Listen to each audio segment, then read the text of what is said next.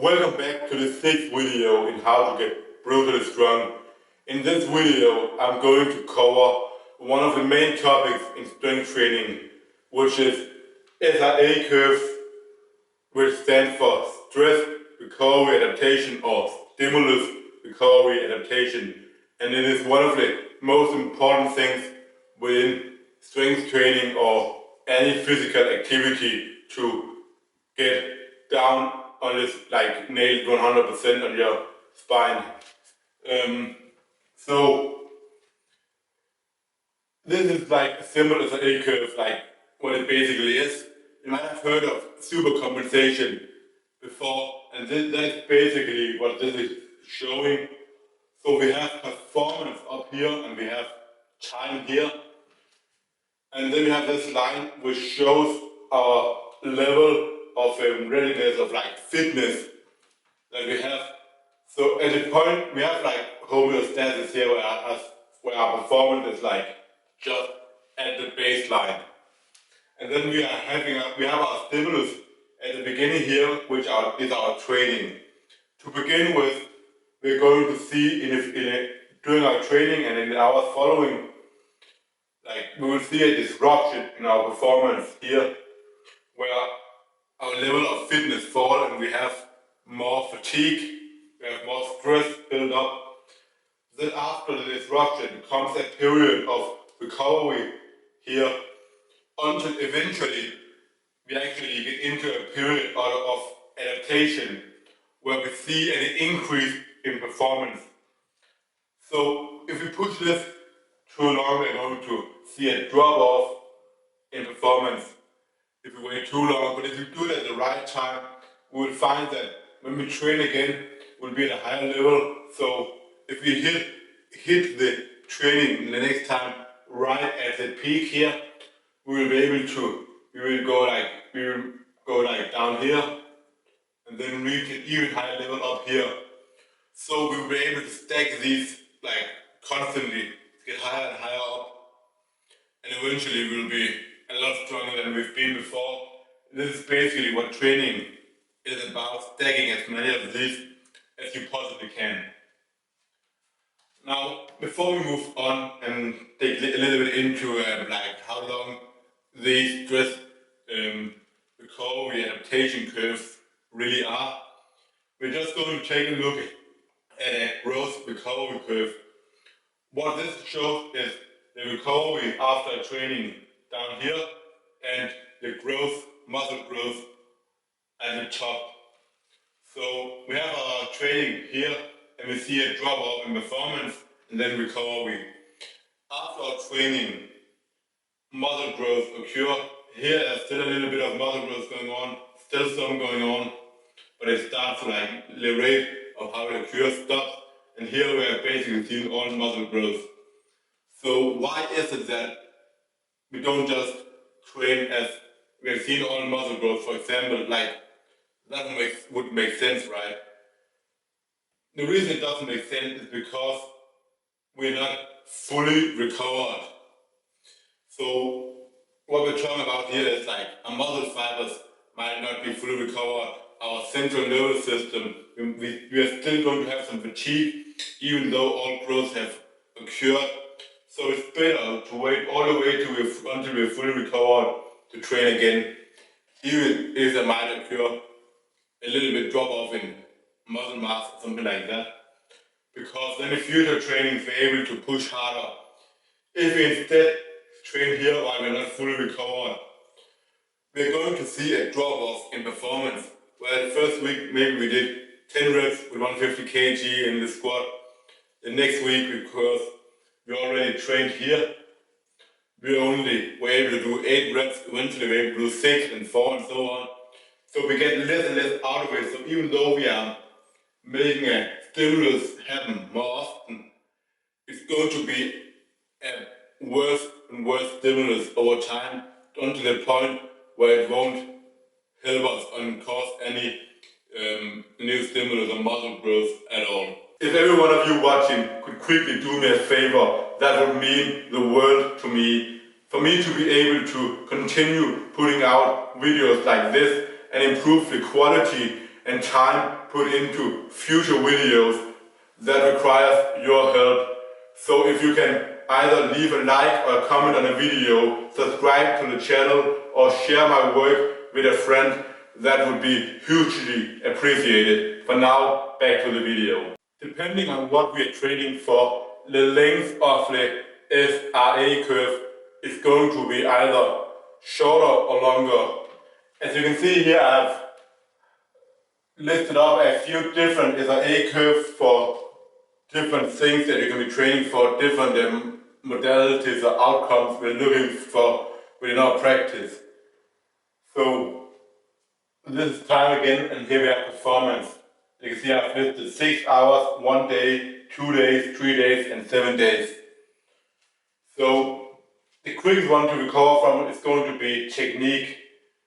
Because with technique we're just looking to do really easy work, improve like skills, stuff like that.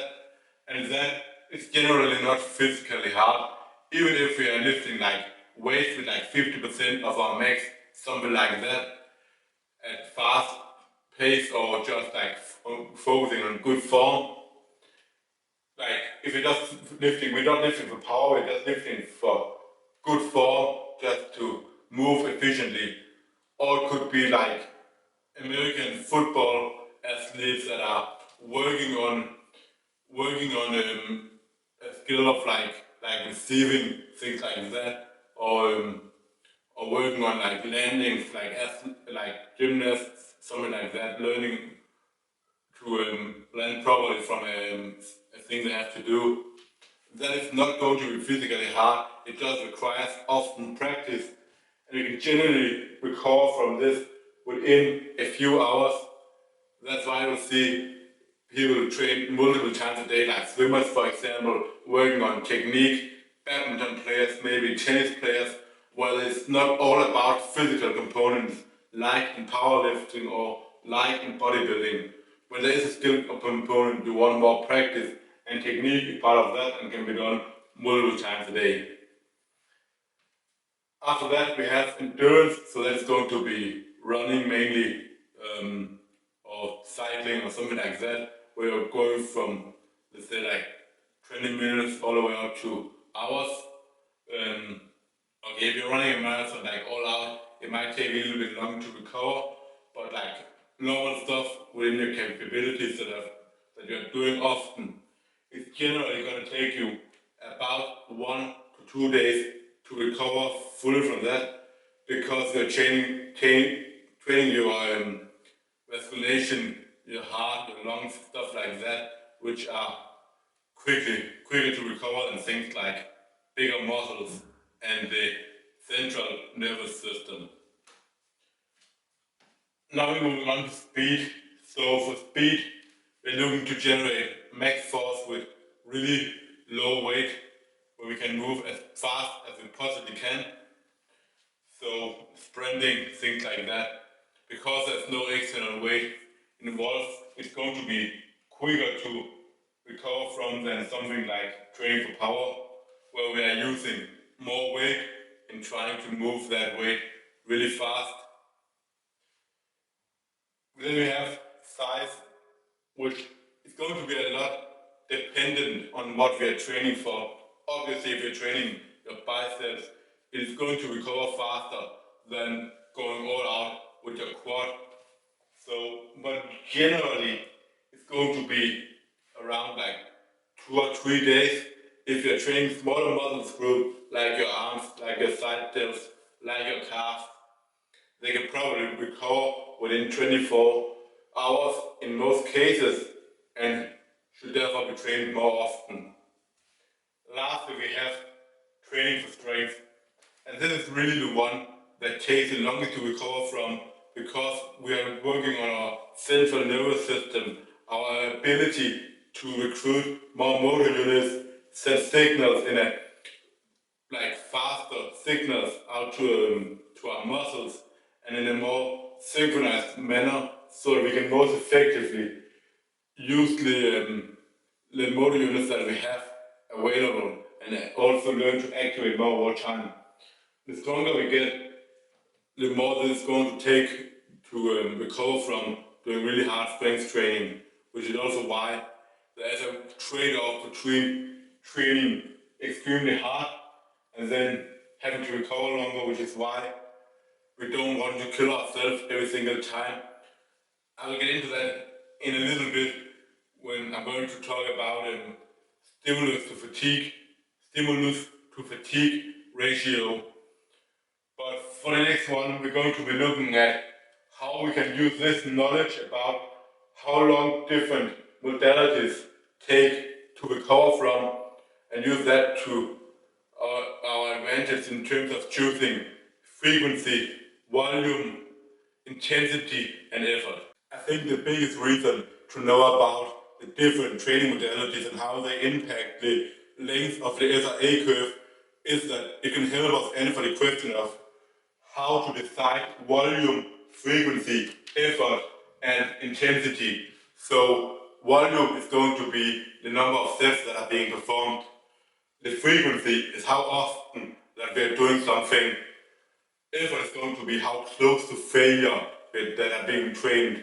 How many reps do you have back in the tank? And intensity are going to be how much weight on the bar percentages compared to your 1 rep max. The first thing we have to consider when we want to answer this is you have to consider what are you training for. Because let's take someone that is skateboarding. At the Olympics, we have people that are 13, 14, 15 years old excelling at skateboarding. And that's because it doesn't require much physical strain at all. It's really, really technical. And as I stated, technical stuff like technique can be practiced multiple times a day. You're recovering within hours, and it's basically just mental fatigue you're getting from trying things over and over again, getting frustrated, stuff like that. And for that, you require a lot of repetition over and over again for that reason, because there's no physical limitation for how long it takes you to recover before you can, for example, exert maximum force again. But if on the other hand, we look at something like powerlifting or strongman, it's totally different, especially in powerlifting. If you have to train for the deadlift, for example, there's pretty much no skill involved, and it's just about like muscles and central nervous system, which takes a lot longer to recover, and therefore you can not train with that high frequency, and you cannot train hard that often, because you're gonna get destroyed, especially if you're really strong. You have to consider like taking enough time in between to rest, like somewhere between like 7 days or up to 14 days for the strongest people in the world. So some of the things here are like really impacted by each other. For example, splitting up per session volume can lead to a higher frequency. So instead of doing, let's say, 6 sets of 5 in a training, you split up and do 3 sets of 5 twice a week. And that, in some cases, might give you better hypertrophy, because we know that higher, like the first set is going to be the most, like the set that gives the most adaptation. And therefore, if you have like 3 sets twice a week, you're getting more of that. And you're probably going to be able to lift with a higher weight on average or perform better when you split up your training like that. Maybe even add in like a third training and don't have more fatigue, because it's just going to add less fatigue and less need to recover in between from session to session. And yeah, like for bodybuilding, I think that is a really good thing, like splitting up the frequency, because we want that protein synthesis to happen more frequently and to get that stimulus more often, like maybe like every 24, 48 hours or 48 to 72 hours. The next thing is that higher effort, so training closer to failure, means lower volume and vice versa. So if you're training closer to failure, you're gonna be exerting more fatigue on the body. And we'll get into that, like stimulus to fatigue ratio, as the last last part of this video. But basically, like, instead of doing, let's say, 2 sets of 8 at RPE 10, you can lower the effort and do like lower the weight by like 10%, and then do 5 sets of 8 further from failure, and that way you're getting a lot more work, but with less fatigue, and that is a really good way to get more volume in for bodybuilding, stuff like that. It's not all about just fatigue. Like, that's why I like the AMRAP sets, because we get the best of both worlds. We get easy practice, we get it all out set, we are really smashing ourselves. And a lot of people believe that these easy sets, they are just like junk volume. But if you're doing them with purpose, like concentrating, basically getting in like what would usually be like the volume, you were getting 3 really hard sets. You're getting 4 easy sets for we're doing like 2 sets volume, but without that fatigue, and then 1 all-out set. So basically doing 3 all-out sets, but by doing 1 all-out set and with way less fatigue, if that makes sense. So one of the really big things I think that a lot of people overlook is that you should not always focus on overloading, especially if there is a technical component. So let's look at something like the bench press as an example. Some people, powerlifters, bench press 4, 5 times, 6 times a week even. And because it is a little bit technical, you require that high, that high frequency, and because it is less fatiguing, you can't just go and do 1 rep, 1 single at like RP7, like with 100 kg 1 week, and then want to do like more the next day, the next training again and again and again, and keep overloading like that. You're gonna have like different intensities throughout and different exertions, things like that, when the frequency is so high. So to fill out the rest of the time, you're going to have days where you're just doing like work at RP3 to RP4 that is basically just technical training, where you're not focusing on doing what you have before, but just really working on technique, building momentum, and setting yourself up for the next training. So I might do like just like 5 sets of 6 with like 70 kg, even when I have done like 100 kg at a top single at RP7, and it is extremely easy for you to do those 5 sets of 6. But that is what you're gonna do, because if you still have some fatigue in the body, there's no point trying to go all out. So it's better to just practice the movement itself and just work on the technique. That leads us into this last point, which I just mentioned a little bit.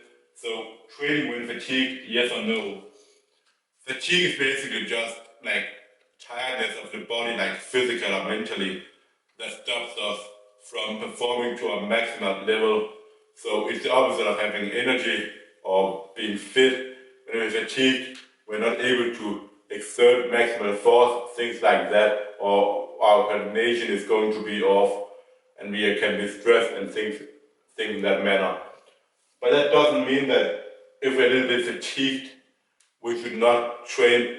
It's okay to accumulate fatigue over a block as long as you're able to do the things you're going to do. But eventually you should pull back the fatigue by having like a deload or an easier week, and that way you're able to perform better again and see an elevation in performance after, from block to block, from mesocycle to mesocycle. And yeah, like when you're fatigued, as I mentioned, you can have these easier trainings because you don't need to be fully recovered from those. You just need to be recovered enough so that they're not straining, and that you can get in and practice and be recovered enough for when you have your next hard training where you need to progressively overload. Like, that is the key. You want to be able to progressively overload on the trainings where you need to, and on other days it's okay that you're training with a little bit of fatigue, but you should just not be going all out. The stimulus to fatigue ratio refers to an exercise's stimulative effect to drive adaptations versus the fatigue it generates. So when we're looking at like performing exercises, how hard we should go, how close to failure we should train, there are things we have to consider. And generally, like we will get a higher stimulus from training closer to failure, but that doesn't mean it's always the best thing to do, because with a higher stimulus also comes increased fatigue.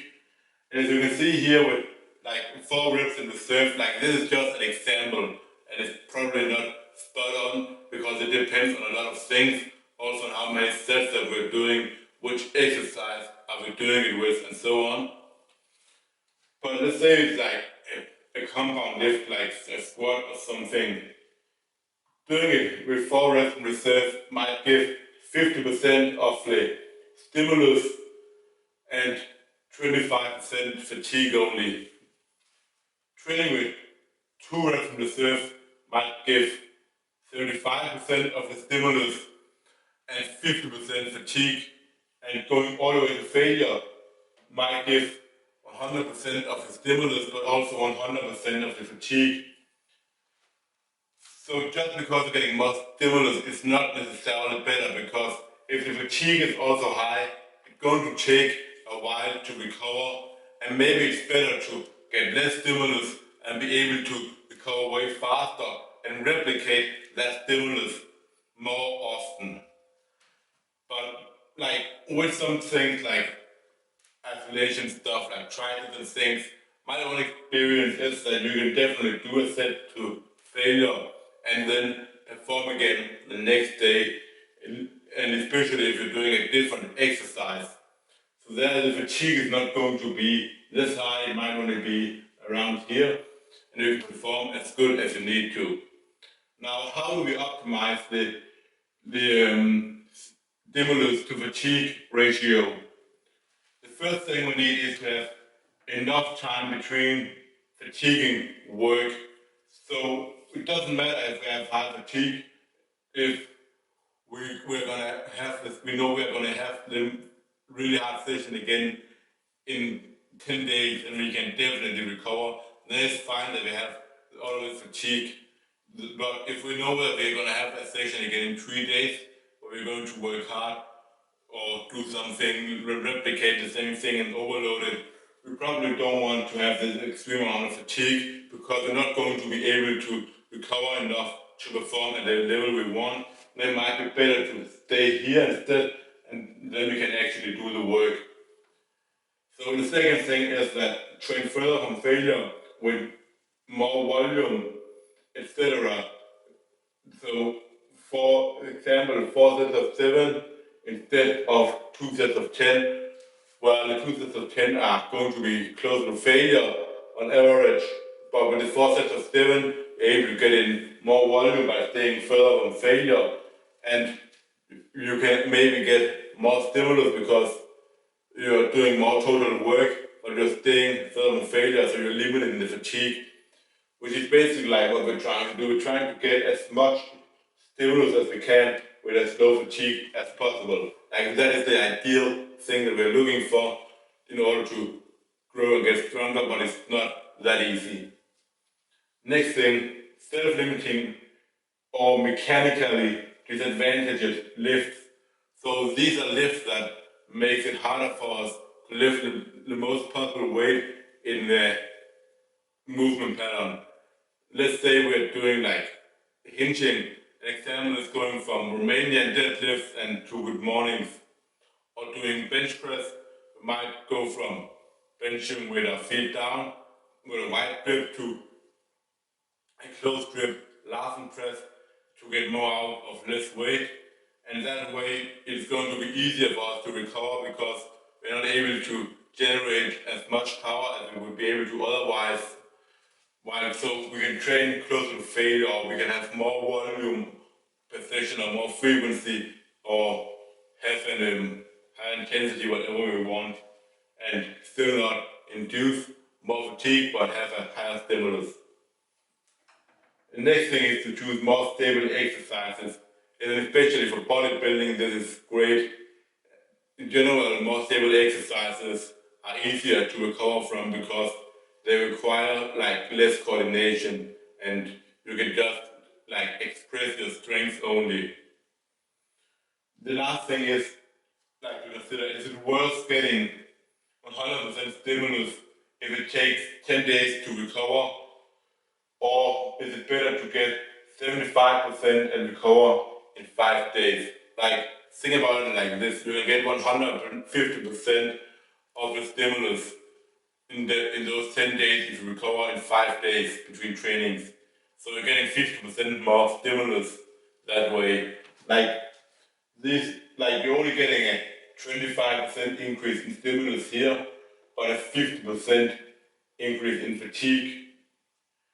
So it's a really bad trade-off always going all out unless you specifically have a reason or know that you're not gonna need it, like to train again until the fatigue is totally gone. But if you're going to push again anytime soon, you don't want to have that high fatigue, and you're better off training a little bit further from failure and pulling back the effort that you're training with. So I hope this video has been useful. Try to cover a lot of stuff to tell you everything about stress recovery adaptation curve. So if you liked it, as always, make sure to leave a like and comment, subscribe to the channel, and share it with a friend.